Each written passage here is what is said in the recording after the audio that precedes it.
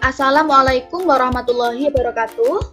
Halo anak-anak semua, kembali lagi bersama Bu Hosi dalam mata pelajaran Matematika Wajib kelas 10. Pada pertemuan sebelumnya, kita sudah membahas tentang sistem pertidaksamaan linear dua variabel. Kali ini kita akan membahas tentang penerapan sistem pertidaksamaan linear dua variabel. Baik, langsung saja. Nah, tahukah kalian bahwa sistem pertidaksamaan linear dua variabel ini dapat kita manfaatkan dalam menyelesaikan permasalahan sehari-hari? Nah, dalam kehidupan sehari-hari, banyak kita jumpai kasus yang melibatkan pembatasan terhadap suatu hal. Contohnya, ada lowongan kerja yang mensyaratkan pelamar dengan batas usia tertentu. Kemudian batas nilai cukup seorang pelajar agar dinyatakan lulus dari ujian. Kemudian ada kasus lagi, yaitu luas tanah petani yang terbatas untuk lahan bercocok tanam. Ada kasus lagi, yaitu kendaraan pengangkut barang yang memiliki kapasitas terbatas. Dan masih banyak lagi ya contohnya. Nah, batasan-batasan semacam ini bisa kita modelkan dengan menggunakan sistem pertidaksamaan linear dua variabel. Jadi, materi ini penting kita pelajari ya, karena dapat memecahkan beberapa permasalahan sehari-hari menggunakan SPTLDP. Untuk lebih lanjutnya akan dipelajari lagi pada materi program linear di kelas 11. Baik, sebagai ilustrasi, perhatikan beberapa masalah pertidaksamaan yang Ibu berikan. Untuk permasalahan pertama, bisa anak-anak cermati. Kita baca, seorang pengusaha roti memproduksi dua jenis roti, yaitu roti isi keju dan roti isi coklat. Nah, setiap produksi satu buah roti isi keju diperlukan 75 gram mentega dan 100 gram tepung terigu. Untuk produksi satu buah roti isi coklat diperlukan 50 gram mentega dan 100 gram tepung terigu. Dalam satu kali produksi disediakan 10 kg mentega dan 15 kg tepung terigu. Nah, dapatkah kalian menuliskan sistem pertidaksamaan linear dua variabel yang memodelkan permasalahan ini? Baik, untuk penyelesaiannya, lanjut. Nah, Ibu taruh kembali soalnya pada bagian bawah. Baik, untuk menyelesaikan permasalahan ini, kita mulai dengan pemisalan. Kita baca kembali soalnya. Seorang pengusaha roti memproduksi dua jenis roti, yaitu roti isi keju dan roti isi coklat. Kemudian kita misalkan, nah di sini kita misalkan bahwa X adalah banyaknya roti isi keju, kemudian variabel Y adalah banyaknya roti isi coklat. Selanjutnya, untuk menyusun model matematikanya, kita dapat menyusun informasi dalam permasalahan yang diberikan dalam bentuk tabel. Bisa diperhatikan. Nah, di sini rotinya ada dua jenis ya, roti isi keju dan roti isi coklat. Roti isi keju kita misalkan X, roti isi coklat kita misalkan Y. Nah, dalam memproduksi dua jenis roti diberikan batasan-batasan. Bisa kita lihat. Nah, setiap produksi satu buah roti isi keju diperlukan 75 gram mentega dan 100 gram tepung terigu. Bisa diperhatikan, dalam memproduksi roti ada batasan untuk bahan mentega dan bahan tepung terigu. Sehingga kita bisa menuliskan mentega di sini dan tepung terigu. Ada batasannya. Untuk setiap produksi satu buah roti isi keju diperlukan 75 gram mentega dan 100 gram tepung terigu. Kemudian, batasan yang lain, untuk produksi satu buah roti isi coklat, diperlukan 50 gram mentega dan 100 gram tepung terigu. Bisa kita tuliskan pada tabel. Nah, selanjutnya, dalam satu kali produksi disediakan 10 kg mentega dan 15 kg tepung terigu. Jadi, dalam satu kali produksi roti ini disediakan 10 kg mentega dan disediakan 15 kg tepung terigu. Selanjutnya, bisa kita lihat di sini satuannya adalah gram, sementara ini adalah kilo. Kita ubah dulu kilo menjadi gram. 10 kilo menuju gram turun 3 sehingga dikali 1000 sehingga 10.000 gram. Kemudian 15 kilo kita ubah ke gram menjadi 15.000. Sekarang kita perhatikan tanda ketidaksamaan. Baik, perhatikan. Sekarang kita berpikir ya. Kalau dalam satu produksi roti menghabiskan bahan mentega kurang dari 10.000 gram, apakah dibolehkan? Tentu saja boleh ya, karena bahan mentega yang disediakan ada 10.000 gram. Selanjutnya, kalau bahan menteganya menghabiskan 10.000 gram, apakah dibolehkan? Tentu saja dibolehkan, karena bahan yang disediakan ada 10.000 gram. Nah ini, selanjutnya, kalau bahan mentega yang digunakan dalam produksi roti lebih dari 10.000 gram, apakah dibolehkan? Tentu saja tidak boleh. Kenapa? Karena bahan mentega yang disediakan hanya ada 10.000 gram. Sehingga tanda ketidaksamaan yang memenuhi adalah kurang dari sama dengan. Untuk yang tepung terigu juga sama. Kalau kita menggunakan bahan tepung terigu kurang dari 15.000 gram, dibolehkan tidak? Boleh ya, tentu saja. Kemudian kalau kita menggunakannya sama dengan 15.000 gram, boleh atau tidak? Boleh. Tapi kalau kita menggunakan bahan tepung terigu lebih dari 15.000 gram, tidak dibolehkan karena bahan tepung terigu yang disediakan hanya 15.000 gram. Sehingga tanda ketidaksamaannya adalah kurang dari sama dengan. Sehingga kita peroleh bahwa pertidaksamaan untuk bahan mentega adalah 75X ditambah 50Y kurang dari sama dengan 10.000. Selanjutnya, pertidaksamaan untuk bahan tepung terigu adalah 100X ditambah 100Y kurang dari sama dengan 15.000. Baik, selanjutnya, nah, banyak roti tidak mungkin negatif, sehingga X dan Y harus lebih besar dari sama dengan 0. Jadi kita peroleh bahwa model matematika dari permasalahan ini dengan menggunakan sistem pertidaksamaan linier dua variabel adalah 75X plus 50Y kurang dari sama dengan 10.000, 100X ditambah 100Y kurang dari sama dengan 15.000, X lebih besar dari sama dengan 0, dan Y lebih besar dari sama dengan 0. Selanjutnya, Ibu memiliki contoh permasalahan yang kedua. Bisa anak-anak cermati pada slide. Langsung saja ya. Nah, ini permasalahannya Ibu taruh di slide bagian bawah. Kita baca kembali permasalahannya. Dua jenis makanan bayi menggunakan 3 bahan yang sama. Produk A mengandung 4 mg zat P, 3 mg zat Q, dan 2 mg zat R. Kemudian produk B mengandung 3 mg zat P, 2 mg zat Q, dan 6 mg zat R. Kebutuhan setiap bayi tiap harinya adalah 16 mg zat P, 24 mg zat Q, dan 18 mg zat R. Untuk mencukupi kebutuhan gizi bayinya, seorang ibu ingin membeli kedua produk tersebut namun dengan mengeluarkan biaya seekonomis mungkin. Nah, dapatkah kalian menuliskan sistem pertidaksamaan linier dua variabel yang memodelkan permasalahan ini? Caranya sama seperti yang awal tadi.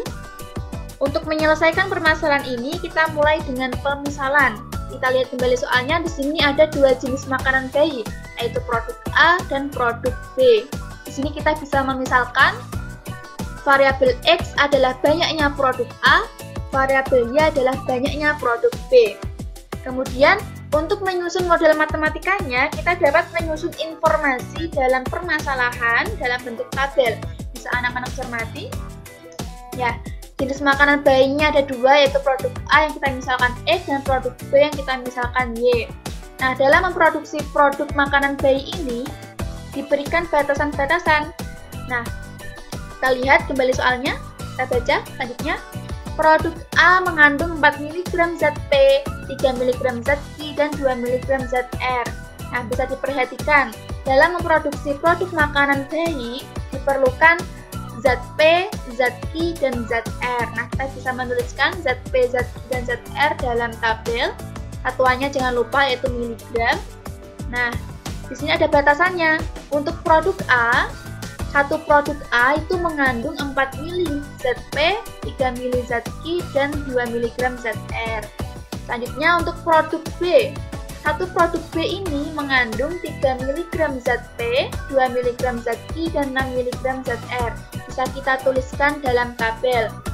Selanjutnya, kebutuhan setiap bayi tiap harinya adalah 16 mg zat P, 24 mg zat Ki, dan 18 mg zat R. Nah, ini batasannya ya. Nah, bisa kita tuliskan. Untuk zat P-nya, setiap hari bayi membutuhkan 16 mg zat P, 24 mg zat Ki, dan 18 mg zat R. Nah, selanjutnya kita perhatikan tanda ketidaksamaan. Baik, kalau dalam satu produksi produk A menghabiskan zat P kurang dari 16 mg, apakah dibolehkan? Ayo kita berpikir. Tentu tidak boleh ya. Kenapa kok tidak boleh? Karena kebutuhan setiap bayi tiap harinya adalah 16 mg zat P. Kalau zat P-nya kurang dari 16 mili, berarti nanti bayinya akan kurang gizinya. Sehingga tidak boleh kurang dari 16 mg zat P. Kemudian, kalau zat P-nya adalah pas, yaitu 16 mg zat P, apakah boleh? Tentu saja boleh, karena kebutuhan bayi setiap harinya adalah 16 mg zat P. Kalau lebih, berarti boleh atau tidak? Tentu saja boleh. Jadi, tanda ketidaksamaan yang memenuhi adalah lebih besar dari sama dengan. Nah, untuk selanjutnya, yang zat Ki juga sama. Tanda ketidaksamaan yang memenuhi adalah lebih besar dari sama dengan. Zat R juga sama, yang memenuhi adalah lebih besar dari sama dengan. Sehingga kita peroleh pertidaksamaan untuk bahan zat P adalah 4X plus 3Y lebih besar dari sama dengan 16. Kemudian pertidaksamaan untuk bahan zat Ki adalah 3X plus 2Y lebih besar dari sama dengan 24. Dan pertidaksamaan untuk bahan zat R adalah 2X plus 6Y lebih besar dari sama dengan 18.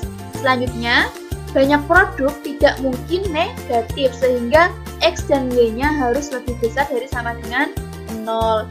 Nah, diperolehlah model matematika dari permasalahan dengan menggunakan SPTLDV adalah 4X plus 3Y lebih besar dari sama dengan 16, 3X plus 2Y lebih besar dari sama dengan 24, 2X plus 6Y lebih besar dari sama dengan 18, X lebih besar dari sama dengan 0, dan Y lebih besar dari sama dengan 0. Selanjutnya, Ibu memiliki contoh permasalahan yang ketiga. Bisa anak-anak cermati pada slide.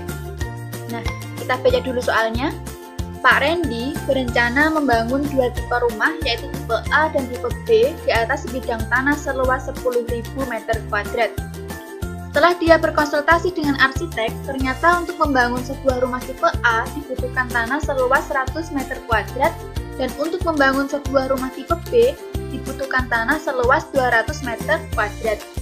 Karena dana yang dimilikinya terbatas, maka banyak rumah yang direncanakan akan dibangun Pak Randy adalah 125 unit. Nah, jika kamu arsiteknya Pak Randy, maka bantulah Pak Randy untuk memodelkan permasalahan ini, dan gambarlah daerah penyelesaian pada bidang koordinat kartesius berdasarkan batasan-batasan yang telah diuraikan dan tentukan titik-titik pojoknya. Baik, untuk menyelesaikan permasalahan ini sama seperti yang awal tadi. Nah, ini Bu taruh dulu soalnya di paling bawah. Untuk yang pertama, kita akan menentukan model matematika dari permasalahan yang diberikan. Caranya sama seperti awal tadi, kita lakukan pemisahan terlebih dahulu. Nah, di sini Pak Randy berencana membangun dua tipe rumah, yaitu tipe A dan tipe B. Bisa kita misalkan, variabel X adalah banyaknya rumah tipe A, Y adalah banyaknya rumah tipe B. Nah, untuk menyusun model matematikanya, kita dapat menyusun informasi dalam permasalahan dalam bentuk tabel. Bisa anak-anak cermati. Di sini, rumahnya ada dua tipe, yaitu tipe A dan tipe B. Tadi kita sudah memisalkan bahwa X adalah banyaknya rumah tipe A, dan Y adalah banyaknya rumah tipe B. Selanjutnya kita cari batasan lain. Kita lihat pada permasalahan. Nah, yang Ibu garis bawahi bisa kita baca. Setelah Pak Randy berkonsultasi dengan arsitek, ternyata untuk membangun sebuah rumah tipe A dibutuhkan tanah seluas 100 meter kuadrat. Dan untuk membangun sebuah rumah tipe B dibutuhkan tanah seluas 200 meter kuadrat. Nah, kita bisa tulis batasan untuk luas tanahnya di sini. Untuk rumah tipe A dibutuhkan tanah seluas 100 meter kuadrat, dan untuk rumah tipe B dibutuhkan luas tanah seluas 200 meter kuadrat. Selanjutnya kita bisa lihat kembali pada permasalahan. Nah, Pak Randy memiliki sebidang tanah seluas 10.000 meter kuadrat. Nah, ini batasannya ya. Kita tulis pada tabel. Baik, selanjutnya kita lihat kembali pada soal. Nah, di sini karena dana yang dimiliki Pak Randy terbatas, maka banyak rumah yang direncanakan akan dibangun Pak Randy adalah 125 unit. Jadi, banyaknya rumah tipe A ditambah banyaknya rumah tipe B, nanti jumlahnya ada 125 unit. Nah, seperti ini. Lanjut, kita lihat tanda ketidaksamaan. Nah, untuk yang pertama, kalau banyaknya rumah yang akan dibangun Pak Randy kurang dari 125 unit, apakah diperbolehkan? Tentu saja boleh ya, karena banyak rumah yang direncanakan akan dibangun Pak Randy adalah 125 unit. Kemudian kalau banyak rumah yang akan dibangun adalah pas, yaitu sama dengan 125 unit, apakah diperbolehkan?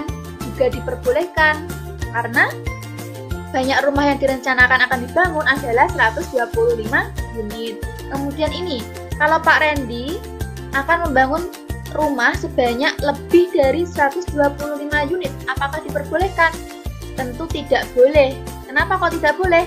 Karena dana yang dimiliki Pak Randy adalah terbatas. Kalau dia membangun rumah lebih dari 125 unit, maka dia memerlukan dana tambahan.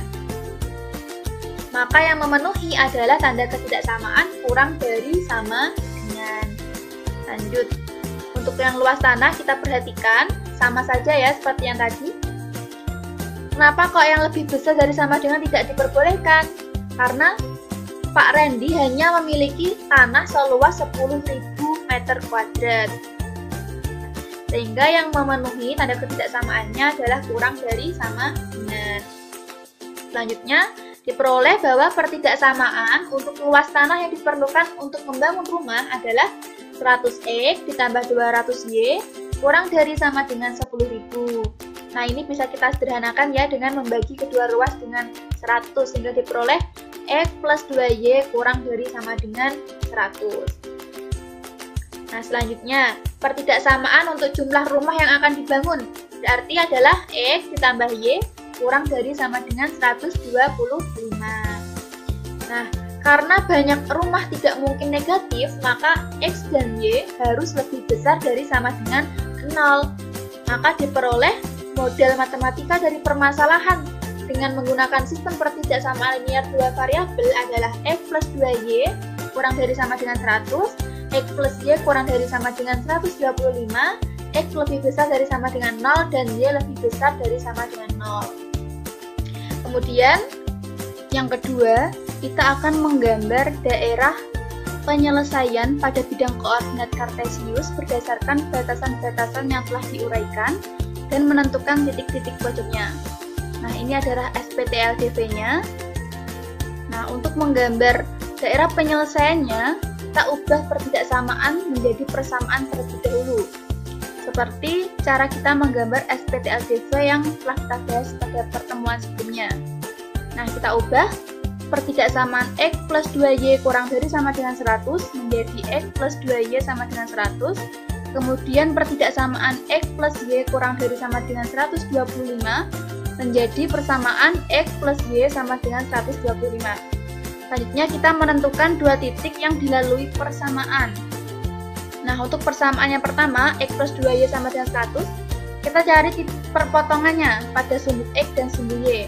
Nah, ketika X-nya 0, kita masukkan ke persamaan, maka diperoleh Y-nya adalah 50, dan ketika Y-nya 0, diperoleh X-nya adalah 100. Untuk persamaan yang kedua, X plus Y sama dengan 125 sama, kita cari perpotongan pada sumbu X dan sumbu Y. Ketika X-nya 0, diperoleh Y-nya 125, dan ketika Y-nya 0, diperoleh X-nya 125.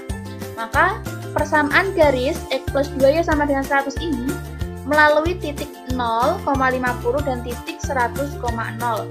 Kemudian persamaan garis X plus Y sama dengan 125 melalui titik 0,125 dan titik 125,0. Selanjutnya kita akan menggambar grafiknya.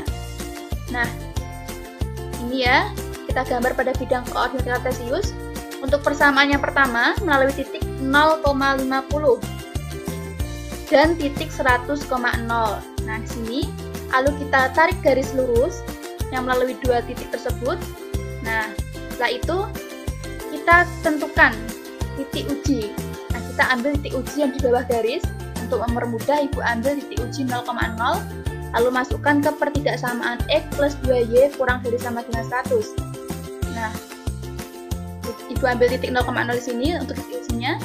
Kita masukkan ke pertidaksamaan, diperoleh ini 0 kurang dari sama dengan 100, berarti benar ya, sehingga memenuhi. Ingat bahwa untuk menggambar SPTLDV kita mengarsir daerah yang tidak memenuhi. Karena yang memenuhi adalah di bawah garis, maka kita mengarsir daerah yang tidak memenuhi, yaitu yang di atas garis. Nah, seperti ini. Kemudian untuk persamaan garis yang kedua, yaitu melalui titik 0,125 dan titik 125,0. Lalu kita tarik garis lurus yang melalui kedua titik tersebut. Lalu kita ambil titik uji, Ibu ambil titik uji 0,0 untuk mempermudah. Lalu kita masukkan ke pertidaksamaan, diperoleh 0 kurang dari 125. Benar ya, berarti memenuhi. Berarti daerah di bawah garis merah ini adalah memenuhi. Sehingga kita mengarsir daerah yang di atas garis merah. Nah, kita arsir yang di atas garis seperti ini. Lalu tadi ada tambahan, yaitu ada batasannya, yaitu X lebih besar dari sama dengan 0. Kalau X lebih besar dari sama dengan 0, maka yang memenuhi adalah yang berada di kanan garis ungu ini. Nah, sehingga yang tidak memenuhi adalah yang di sebelah kiri garis ungu. Sehingga kita bisa mengarsir yang sebelah kiri. Nah, untuk Y-nya lebih besar dari sama dengan 0, yang memenuhi adalah yang di atas garis hijau. Nah, untuk itu kita mengarsir garis yang di bawah, mengarsir daerah yang di bawah garis hijau. Nah, diperolehlah DHP-nya adalah daerah yang tidak diarsir. Dan untuk titik pojoknya adalah 0,0, 100,0, dan 0,50. Nah, seperti ini. Untuk lebih memahamkan pemahaman kalian terkait materi ini, kalian bisa mengerjakan soal yang diberikan pada Moodle. Terima kasih. Wassalamualaikum warahmatullahi wabarakatuh.